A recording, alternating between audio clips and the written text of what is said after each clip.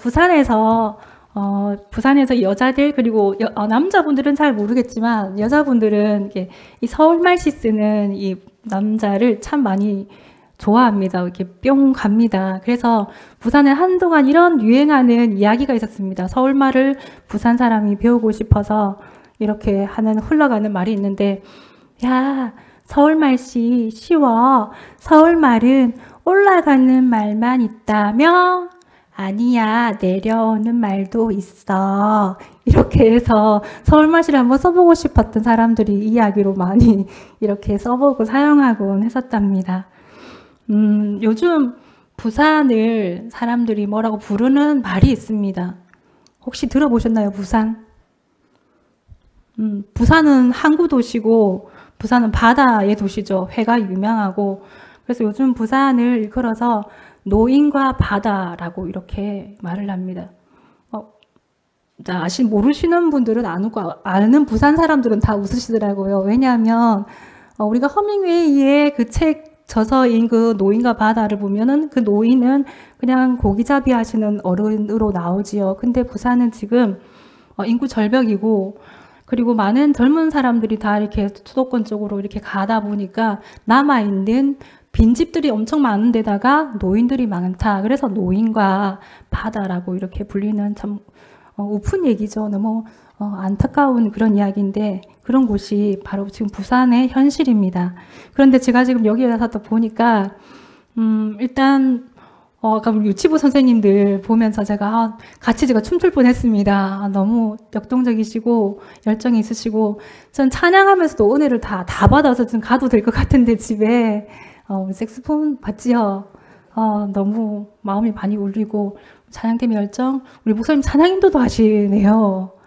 다방면으로 되게 훌륭하십니다.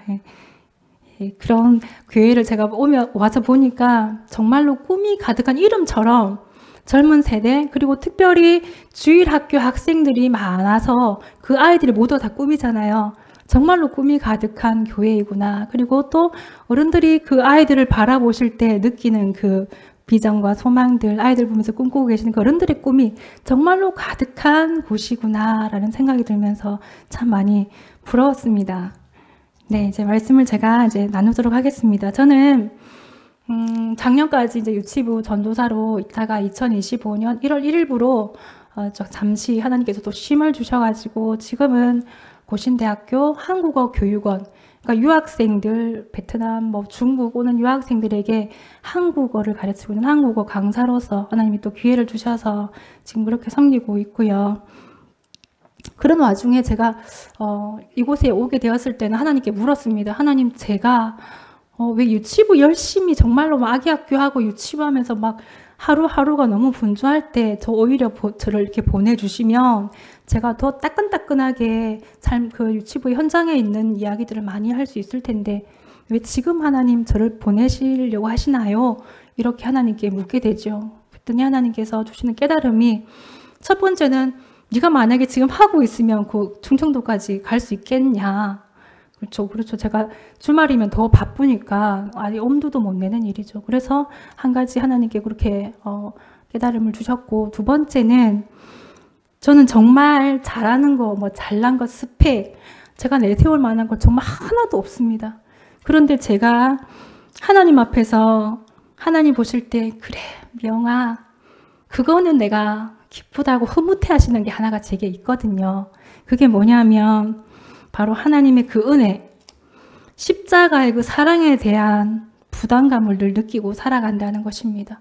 그 부담감이 저를 막 힘들게 하고 피곤하고 공부하게 만들고 나를 막 옥죄는 그런 부담이 아니라 너무 하나님이 너무 좋아서, 너무 하나님이 너무 사랑해서, 하나님께 받은 그 사랑이 너무 많기 때문에 하나님, 제가 이렇게 편하게 살아도 돼요? 라는 그런 것을 늘 묻게 되는 그런 거룩한 부담감이라고 했나요? 그 거룩한 부담감이 제 가운데 있는 거, 그거 하나님께서 흐뭇해 하시는 것 같아요.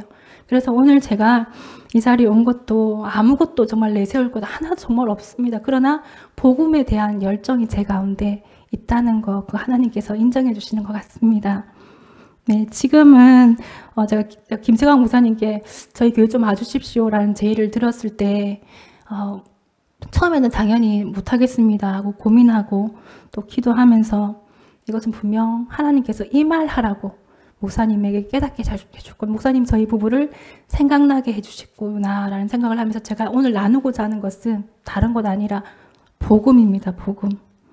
우리가 복음이 아니면 만날 이유도 없는 것이고, 복음이 아니면 우리가 하는 모든 것이 다 헛되고, 이 복음이 아니면 우리는 모든 일에서 쉽게 무너지고 좌절을 경험하게 되기 때문에 매일매일 순간마다 이 복음을 묵상하고 또 묵상하고 생각해야 우리는 지치지 않습니다. 그렇다면 우리가 다 알고 있는 이제 복음을 가지고 제가 오늘 은혜의 말씀을 함께 나누고자 할 텐데요. 두 가지 큰 단락으로 제가 유치부를 또 섬겼었고, 또 유치부 헌신 예배이니까 유치부의 이야기로 첫 번째 좀 굵직하게 단락을 정하고요. 두 번째는 이제 본문 말씀을 가지고 하나님께 주시는 은혜의 말씀 바울을 통해서 도전을 받고자 합니다. 자, 먼저 그럼 복음, 우리가 잘 알고 있는 이 복음이 무엇이냐? 여러분들 복음이 무엇입니까? 너무 잘 알고 있는 당연한 이야기를 제가 또 묻습니다. 복음이 무엇입니까? 예, 맞습니다. 기쁜 소식이고 복된 소식이, 좋은 소식이 복음입니다. 그래서 우리가 이 모든 성경의 말씀은 다 복음입니다. 창세기부터 아직 성취되지 않은 요한계시록 그 전까지 모든 것이, 요한계시록도 물론 마찬가지지만 모든 것이 다 복음입니다. 시대마다 그 상황들 속에서, 사건들 속에서 사람들을 세우셔서 하나님께서 우리에게 위로와 소망을 주시는 메시지들로 가득 차 있기 때문에 이 성경 말씀 자체가 복음입니다. 그러나 그 복음 중에서도 복음의 핵심이 되는 것은 이미 창세기 3장 15절 말씀에서 여자의 후손이 뱀의 머리를 상하게 할 것이라는 예수님의 그 복음이 이미 선포되고 있는 그 일들을 통해서라도 보면 이 복음의 핵심은 바로 예수님의 십자가와 부활이라는 것입니다. 다 같이 고린도전서 15장 3절의 말씀을 다 같이 한번 읽어보도록 하겠습니다. 자, 제가 한번 다 찾으셨으면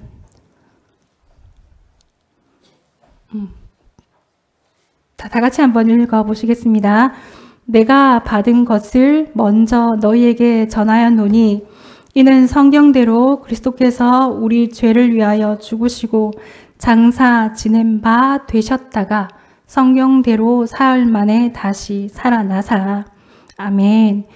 복음의 메시지가 여기 명확하게 십자가와 부활에 대해서 정확하게 한 구절에 다 들어와 있습니다.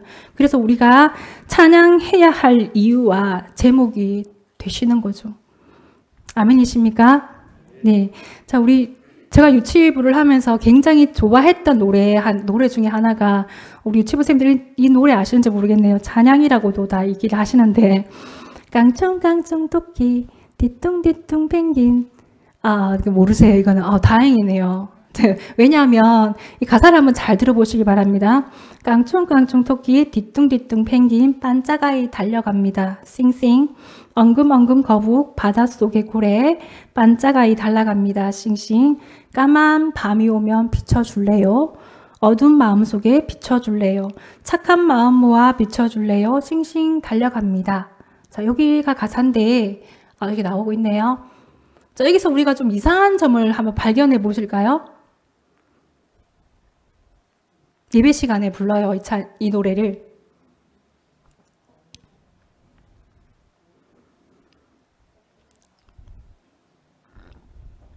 좀 이상해 라는 부분이 발견이 되셨나요? 자, 뭐냐 하면, 이 가사 속에는 하나님에 대한 고백이나 예수님에 대한 고백이 하나도 없습니다. 근데 이거를 이제 이 노래를 저 노래라고 표현을 하고 싶은데 예배 시간에 부릅니다. 이 부르는 게 잘못됐다는 거를 말씀드리는 게 아니라 처음 시작할 때 그냥 교재송으로 이렇게 잠깐 부를 수는 있는데 이거를 우리 아이들이 너무 좋아하니까 이 노래를 너무 자주 부른다는 것이 문제가 되더라고요. 우리는 예배라고 하면 그 예배의 찬양 속에는 하나님이 들어가고 하나님이 하신 그 일을 자랑하고 선포하고 높여드리는 이 부분이 들어가야 되는데 이 부분이 없이 이것을 부르면서 아이들이 이것을 많이 흥얼거리는 것이 너무너무 저는 안타까웠습니다. 그래서 하나님의 마음으로 생각해 볼 때 이런 노래를 들으시는 하나님의 마음은 어떠실까를 생각해 보게 되었습니다. 그래서 제가 유치부 찬양은 정말 아기자기하게 우리 하신 모든 선생님들 보니까 정말 유치부의 눈높이에 맞게 그리고 너무 잘하셔서 저 너무 부럽습니다. 선생님들도 많으시고요.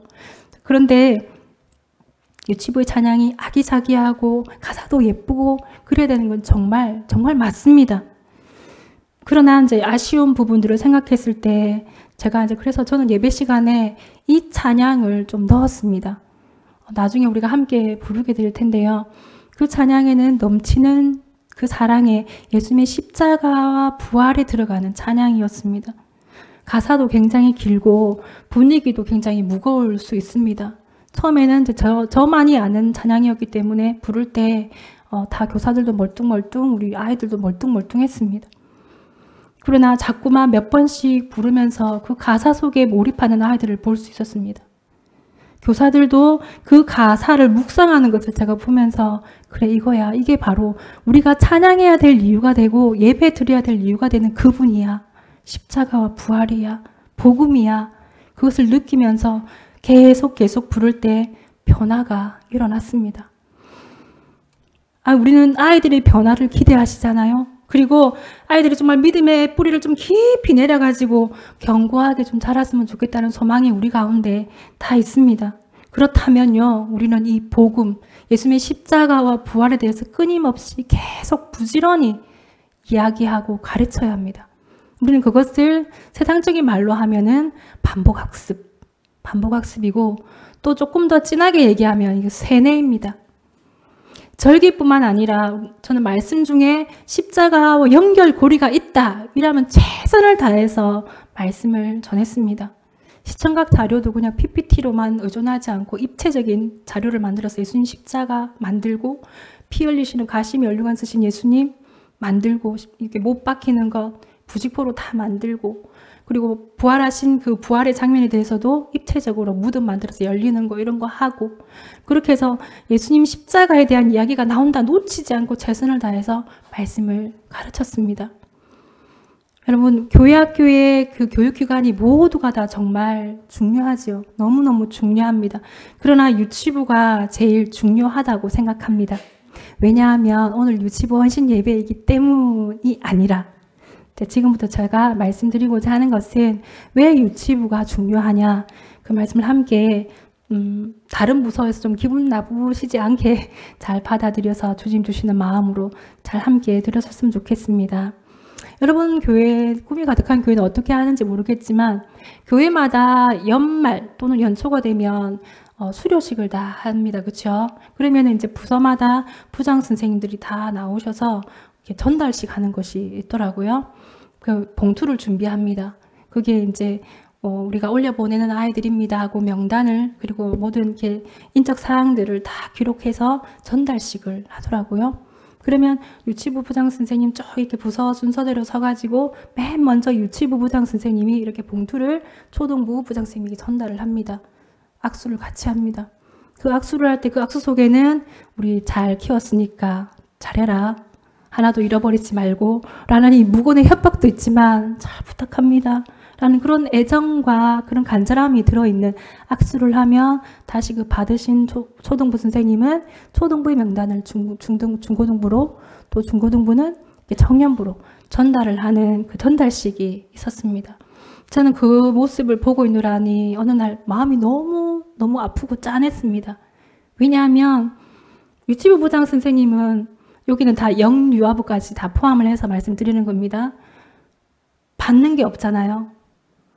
맞지요? 받는 것이 없이 그저 주고 또 보내고 또 보내는 그 쓰라린 마음을 가지고 있는 것 같아 보였습니다. 그래서 제가 말씀드리고자 하는 것은 유치부가 중요하다는 것입니다. 유치부에서 눈물과 기도 그리고 사랑으로 말씀으로 잘 키워서 올려주고 또 올려줘야지만이 우리 모든 교육부서 기관들이 다 살아나는 이 선순환이 계속 일어날 수 있기 때문입니다. 그래서 유치부 역할이 막중하고 그 귀한 직분을 드리는 오늘 우리 헌신예배에 참석한 우리 유치부 선생님들이 역할이 정말로 귀하다는 것을 말씀드리고 싶습니다. 자, 그렇다면 제가 이렇게 말씀드릴 때 이제 두 가지 반응이 나타날 것 같습니다. 저 표정을 딱 보아서, 아따, 정말 부담스럽네. 내가 그렇게 할 수 있을까라는 이 마음하고, 또 하나는, 와, 그래. 우리가 정말 귀한 일을 맡았구나. 잘해야겠다. 자, 이런 마음 두 가지 생각이 들겠죠. 다른 부서에서는 또 한간에서는 그럼 뭐지? 우리는 뭐지? 이제 이런 반응이 있을 수도 있는데 성령 안에서 잘 받아들이실 줄 믿습니다. 자, 우리가 우리 입에서 이 복음의 핵심인 이 예수님의 십자가와 이 부활을 수시로 기회되는 대로 최선을 다해서 우리 유치부 선생님들 가르쳐 주시기를 간절히 소망합니다.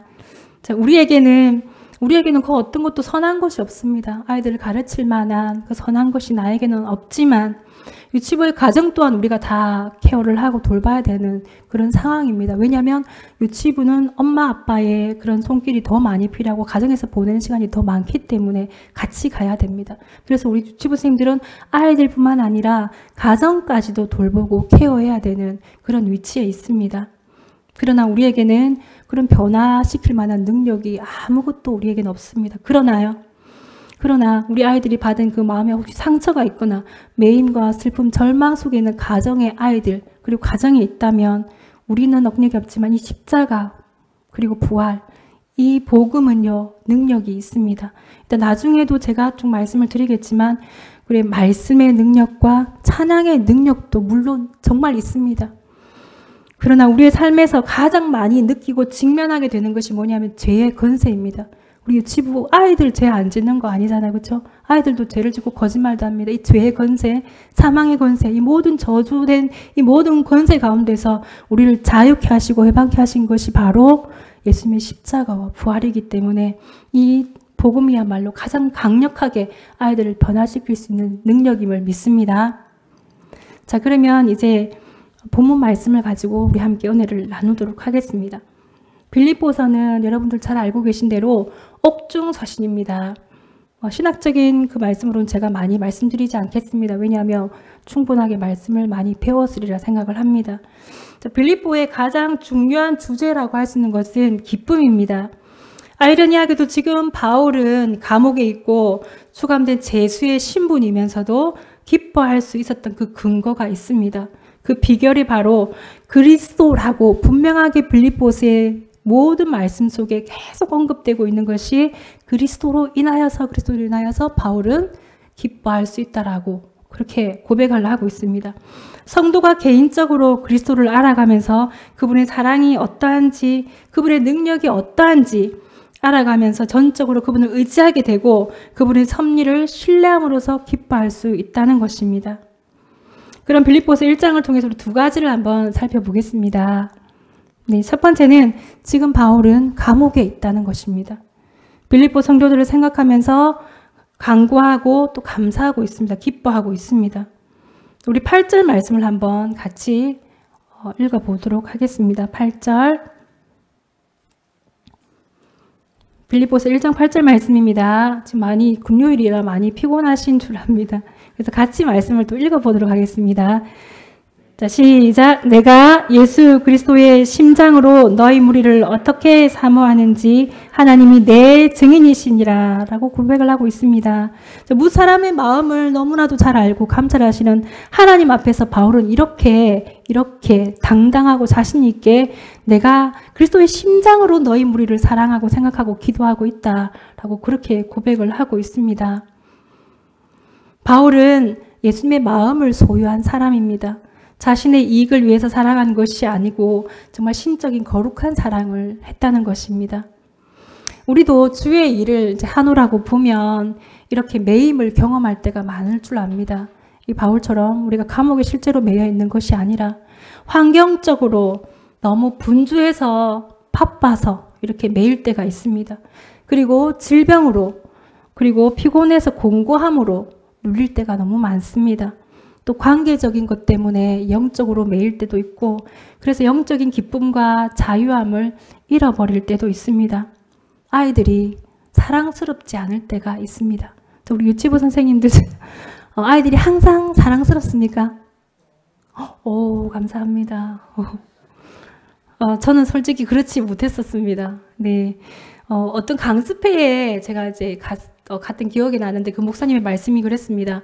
그때는 인구도 많았고 교사들도 너무 많이 하는 때라서 강습회 때 가면 강습회 자리가 너무 복잡했던 그런 때가 있었습니다. 지금은 막 교사 다 안 하려고 하고 그러는 일들이 막 많은데 그때는 너무 많아가지고 교사 이제 조금 이렇게 죄송합니다. 좀 걸러야 될 그런 상황들이 있었거든요. 그래서 목사님 강습회 강사님이 하시는 말씀 똑똑히 제가 기억나는 것은 여러분 어린이를 사랑하십니까? 이렇게 물으셨어요. 그럼 당연히 어린이를 사랑하는 사람이 교사가 돼야 되지요. 그러면서 그 하시는 말씀이 어린이를 사랑하는 사람은 교사하지 마세요. 이렇게 얘기를 하시는 거예요. 그래서 왜 무슨 말이지? 결국은 어린이를 사랑하는 사람이 교사를 하면 그 사랑이 변할 수도 있잖아요. 어린이를 사랑하는 것은 아이가 어떻게 하느냐에 따라서 아이들의 반응에 따라서 어떤 때는 미울 때도 있고 그래서 그런 교사는 하면 안 된다는 거예요. 그럼 어떻게 해요? 어떤 사람? 예수님을 사랑하는 사람. 예수님을 사랑하는 사람이 교사를 해야 됩니다. 라는 그런 말씀이 정말 지금 생각하니까 너무 공감이 되더라고요.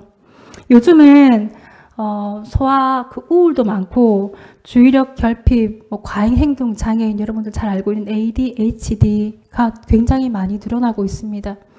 제가 좀 오래된 통계이긴 하지만 정교조 인천지부 보건위원회가 이제 조사한 것을 보면 초, 중, 고등학생 1,517명을 대상으로 이 자가진단 테스트를 했습니다. 이때 놀라운 결과가 있는데 10명 중에 1명이 이 ADHD, 주의력 결핍, 그러니까 산만하고 집중 잘 못하는 그런 결과가 있었고 전문가의 도움이 필요하다라는 그런 결론이 있었습니다. 그리고 이제 쉽게 얘기하면 한 반에 3-4명은 이런 이제 ADHD가 있다라는 오래된 조사 결과였고 최근에 것도 5년 이 사이를 보니까 또 2019년에서 2023년도까지 5년 사이에 2배가 증가했다라는 그런 조사가 있더라고요. 제가 이 말씀 드리는 이유는 이 너무 이제 흔한 일이고 성인 ADHD도 있습니다. ADHD가. 그래서 제가 섬기는 유치부에도 이 3명의 아이가 좀 있었습니다. 물론 이렇게 정도의 차이는 있었지만 굉장히 힘들었습니다. 아침에 이렇게 딱 들어오면 야 하고 막 이렇게 가는데 눈을 마주치 않고 그냥 무시하고 가면서 다른 행동, 자기만의 행동을 하는 아이가 있었고요. 찬양 시간이 되면은 찬양하는 것을 굉장히 힘들어했습니다. 찬양 리듬을 타는 게 자기만의 노래도 아닌 소리를 막 괴성을 지르기도 하고 그리고 벽을 보고 돌아 앉아서 막 벽을 쿵쿵 치고 문을 치고 그러는 아이도 있었고 또 어떤 아이는 막 뛰어나와요. 소리도 지르고 뛰어나와서 막 다른 아이들 부딪히고 위협적인 그런 아이가 있었습니다. 이런 아이를 매주 똑같은 사랑으로 온유함으로 하고 이렇게 하기는 정말 힘들었습니다. 그래서 제가 이제 이 예수님의 십자가와 보혈 이것을 계속해서 예배 시간마다 말씀 하기 전에 바로 직전에 이 찬양을 계속 선포했습니다. 그 예수님 크게 부르는 그 부분에서 힘차게 선포하고 이것이 한 주, 2주, 3주, 1달, 2달, 3달 지났을 때 선생님들 입에서 놀라운 고백들이 일어났습니다. 선생님, 뭐가 누구누구가 많이 달라졌어요. 바뀌었어요. 한두 명의 교사가 아니라 모든 맞아요. 이렇게 공감하는 일들이 일어났습니다. 이것은 정말 그 십자가와 부활의 복음의 능력 때문인 것을 믿습니다. 바울이 다시 말씀으로 돌아가서 바울이 그렇게 모든 환경을 초월해서 자신도 기뻐하고 또 기뻐하라고 권할 수 있었던 것 빌립보 교인들을 진심으로 사랑할 수 있었던 것은 바울이 머리부터 발끝까지 온전히 누리며 있었던 그 복음 때문에 그 복음으로 인하여서 바울은 어떤 환경 속에서도 기뻐할 수 있었고 어떤 환경 속에 있어서도 빌립보 성도들을 생각하며 기도할 수 있었던 것임을 믿습니다. 우리를 매는 매임들이 너무 많이 있습니다. 저 너무 바빠요. 너무 피곤해요. 요즘 현대사회 사람들이 이것이 너무나도 그래 너 바쁘지 피곤하지 너무 공감해주는 당연하게 되어진 그런 핑계가 되어지고 있는 시대입니다. 우리는 영적으로 우리를 매일매일 갇히게 할 때도 많이 있습니다. 관계, 난 저 선생님 너무 힘들어. 난 저 아이 너무 힘들어. 이런 관계적인 것들이 우리를 메어서 우리는 기뻐할 수 없을 때도 많이 있습니다. 그러나 바울이 이렇게 할 수 있었던 것, 머리부터 발끝까지 그 누렸던 예수님의 그 십자가와 부활의 복음, 이 복음으로 인해서 바울은 많은 고백들을 합니다. 나의 달려갈 길과 주 예수께 받은 사명 곧 은혜의 복음 증거하는 일을 마치려면은 나의 생명을 조금 더 귀한 것으로 여기지 않겠다라는 그런 고백도 바울이 누렸던 그 복음 때문에 이런 삶을 살아갈 수 있었던 것을 믿습니다. 아멘. 네. 자, 두 번째는 바울은 간절한 기대와 소망이 있었습니다. 오늘 우리 읽었던 말씀, 본문 말씀 한번 다 같이 다시 한번 읽어보겠습니다. 우리 힘차게 읽어보시겠습니다. 피곤하신 줄 알겠지만 힘차게 힘을 내어주시길 바랍니다. 빌립보서 1장 20절 말씀 시작! 나의 간절한 기대와 소망을 따라 아무 일에든지 부끄러워하지 아니하고 지금도 전과 같이 온전히 담대하여 살든지 죽든지 내 몸에서 그리스도가 존귀하게 되게 하려 함이니. 아멘. 우리는 바울이 어떤 사람인지 너무너무 잘 알고 있습니다. 바울은요, 태생부터가 다른 사람이었지요. 바울은 자신에게 유익하던 것, 난지 나는 8일 만에 할례를 받았어. 나는 이스라엘 족속이며 베냐민 지파야. 나는 히브리인 중에 히브리인이야. 율법의 의로는 흠이 없는 사람이야. 이렇게 자기를 드러낼 수밖에 없는 것은 우리 유대인, 잘 알고 있는 유대인 너무 강한 사람들이었죠. 예수님 십자가에 못 박아야 돼. 못 박으소서 했던 그 유대인. 자신들만이 하나님께 선택받은 사람으로 아브라함의 난 자손이야. 이게 대해서 굉장히 자부심이 강했던 유대인들이 나 봐. 나 유대인이야. 나 율법 흠도 없고 나는 히브리인 중에 히브리인 아브라함 자손 맞지? 나 그런 사람이야. 그리고 너희들 다 부러워하는 나는 로마 시민권을 가진 사람이야. 이런 바울이었습니다. 이런 바울은 나중에 뭐라고 고백합니까? 다 그리스도를 위하여 나는 이 모든 것을 해로 여기노라 라고 빌립보서 3장 7절 말씀에 그렇게 고백을 하고 있습니다. 그리고 바울은 가말리엘 문화생이었습니다. 아주 유명한 교수님의 제자라고 생각했을 때 나의 스펙 굉장하죠. 나는 가말리엘 문화생이야. 나는 나의 지식, 온갖 지식을 다 가지고 있는 그런 사람이야. 그러나 이 지식을, 엄청난 지식을 가지고 있으면서도 바울은 고백합니다. 나는 그리스도를 아는 지식이 가장 고상한 지식이라 생각합니다. 나는 그리스도를 아는 지식이 가장 고상해. 그리고 다 모든 것은 다 나 배설물로 여긴. 바울은 그렇게 고백을 하고 있습니다. 왜 바울은 그러면 이 짱짱한 그 스펙을 가지고 혈통이나 가문을 보더라도 엄청난 사람인데 이런 고백을 할 수 있었겠습니까? 바울은 그리스도를 아는 지식, 바울이 알고 있는 그리스도가 어떤 분입니까? 여러분들이 알고 있는 그리스도가 어떤 분이십니까?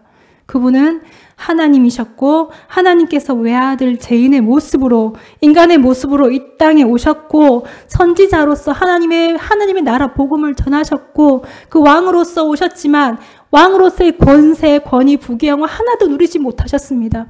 그분은 어떻게 하셨습니까? 그분은 왕으로 누렸던 것이 다 있습니다. 죄인의 몸으로 자색 옷을 입으셨고 초라하게 관도 써보셨습니다. 그렇죠? 가시 면류관을 쓰셨습니다. 그리고 온 백성을 위한 정말 그 사랑의 왕으로, 희생의 왕으로의 모습을 그대로 보여주시고 십자가에 희생을 하셨습니다. 그 예수님의 십자가 복음을 너무나도 잘 알았던 바울은, 그리스도가 어떤 분이신가를 잘 알았던 바울은 자기의 배경, 자기의 지식, 자기의 모든 스펙들이 다 배설물로 해로 여긴다는 거, 뭐만이 고상한 지식이라고요? 그리스도를 아는 것만이 가장 고상한 지식이라고 그렇게 고백을 하고 있습니다. 여러분, 우리는 어떻습니까? 여러분들의 사회적인 신분, 그리고 세상적으로 내가 하고 있는 일들이 지금 잘 돼가고 있습니까? 아니면 혹은 그 반대이십니까? 그것으로서 우리의 행복이, 우리의 소망의 가치와 기준이 달라질 수는 없는 것입니다. 그분, 우리에게 어떤 일을 행하셨습니까? 생명까지 내어주신 그분의 사랑을 우리가 얼마나 받고 있느냐? 그분의 십자가 죽으심과 부활의 복음을 나가 매일매일 삶 가운데서 누리면서 감사하고 있는가? 그래서 그분을 얻고 그분에게 내가 발견되고 있는가? 발견되어 가고 계속 발견되어 가고 갈 것인가? 여기에 대해서 우리가 소망을 가져야 될 줄로 믿습니다. 그리고 그분과 나는 지금 동행하고 있는가? 그분이 내 삶을 통치하고 다스리고 계신가? 나는 그 통치하심 가운데 나는 순종하고 있는가? 이것이 우리의 행복과 소망의 기준이 되어야 될 줄로 믿습니다. 이거 다 알고 계시겠지만 지금 다시 한번 저와 여러분들이 다시 도전받고 일어서는 귀한 시간 되기를 간절히 소망합니다. 바울이 간절하게 기대하고 소망하는 것은 감옥에 갇혀 있어서 내가 당장에 뭐 내일 어떤 일이 일어날지 죽을지 알 수 없는 그런 상황입니다. 또 감옥에서 나가게 될 수도 있어. 나가게 되면 나는 이제 어떻게 살 것인지. 바울의 삶은 오직 모든 포커스가 자기가 바라고 소망하는 것은 나를 통해서, 내 삶을 통해서 그리스도 그분만이 존귀케 되는 삶을 살아가는 것을 소망하고 있습니다. 여러분과 저의 간절한 기대와 소망은 무엇입니까? 내가 지금 하고 있는 사업이 좀 더 잘 되는 것?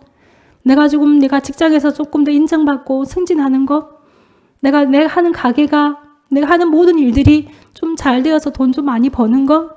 아니면 내가 좀 다른 사람에게 인정받는 것? 여러분들의 간절한 기대와 소망은 무엇입니까? 오늘 헌신 예배를 드리는 우리 유치부 선생님들의 간절한 기대와 소망은 무엇입니까? 내가 맡은 아이들이 내가 맡은 아이들의 가정이 좀 더 하나님 안에서 깊이 뿌리를 내리는 것. 이제 우리는 그 가치와 기준과 소망과 기대하는 것이 하나님 안에서 조금 더 달라지기를 간절히 소망합니다.